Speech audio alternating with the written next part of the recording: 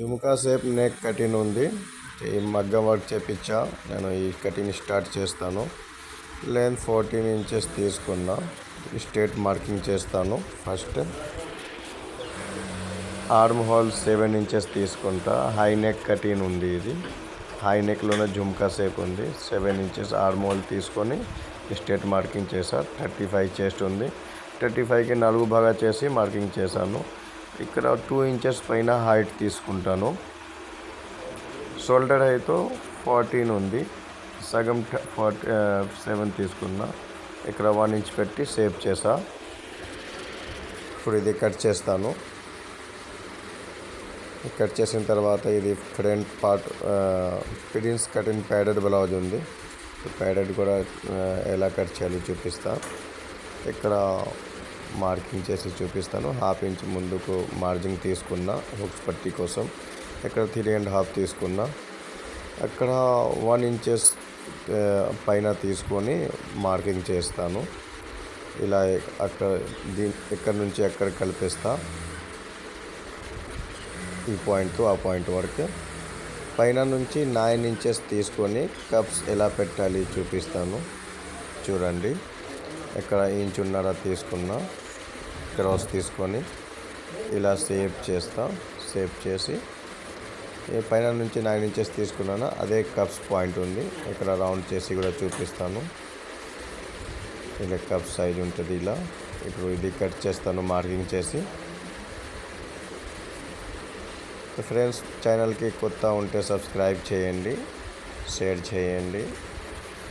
ఇక్కడ షేప్ చేస్తాను. ఇలా షేప్ ఉండాలి. ఇది అయిపోయింది. ఇప్పుడు నేను ఇంకా సైడ్ పార్ట్ ఉంటుంది దీని మీద ప్యాడెడ్ బ్లౌజెస్కి. ఈ సైడ్ పార్ట్ కట్ చేస్తా. మార్కింగ్ ఆల్రెడీ ముందుగా చేశాను. ఇప్పుడు దాని మీద మార్కింగ్ చేసి కట్ చేస్తా. లైక్ చేయండి, షేర్ చేయండి. ఇప్పుడు ఇది కట్ చేస్తాను. చాలా ఈజీ కటింగ్ ఉంటుంది. ఒకసారి 2సారి చూస్తే అర్థమవుతుంది. ఏమైనా ఎంక్వైరీ ఉంటే కామెంట్ బాక్స్లో రాయండి, ఆన్సర్ ఇస్తాను అండి.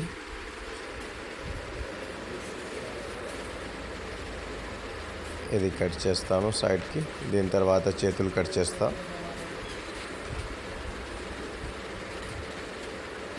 ఇక్కడ లో కటింగ్ కూడా కట్ చేయాలి ఫ్రంట్ పార్ట్కి.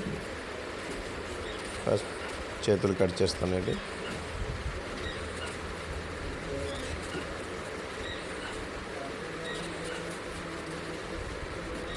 ఇక్కడ నుంచి ఇక్కడ షేప్ చేసాం.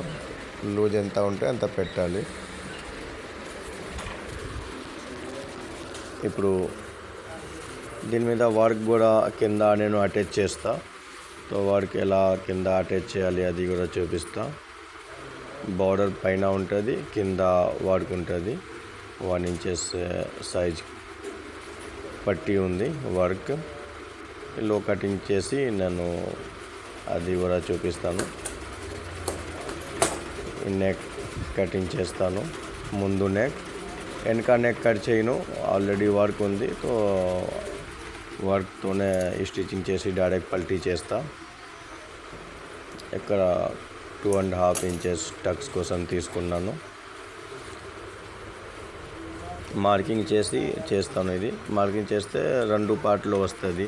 మార్కింగ్ చేస్తే ఈజీ ఉంటుంది స్టిచ్చింగ్ అప్పుడు. నెక్ పాయింట్ తీసుకుంటాను.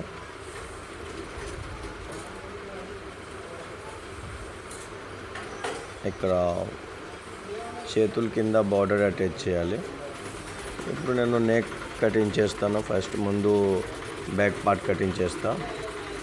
ఇలా పెట్టాలి సెంటర్కి. సెంటర్ చూసుకోవాలి, మంచిగా జాగ్రత్తగా కట్ చేయాలి. ఇది సెంటర్ చూసి ఇది కట్ చేస్తా. ఇక్కడ ఇట్లా పెట్టి కింద అన్ని చూస్తే కట్ చేయాలి చూసుకొని. నేను కోల్కతా కటింగ్ మాస్టర్. కొంచెం లాంగ్వేజ్ ప్రాబ్లం ఉంటుంది. ఇది కట్ చేస్తాను.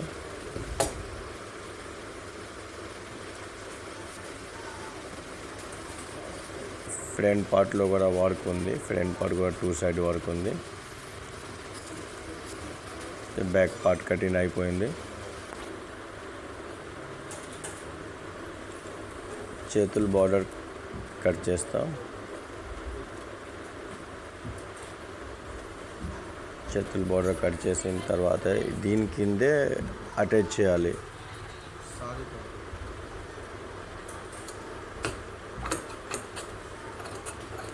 చేతుల కింద బార్డర్ మగ్గం వర్క్ బార్డర్ అటాచ్ చేస్తా. అటాచ్ ఎలా చేయాలి అది కూడా చూపిస్తాను. ఇప్పుడు ముందు ఇది కట్ చేసి తర్వాత చూపిస్తాను.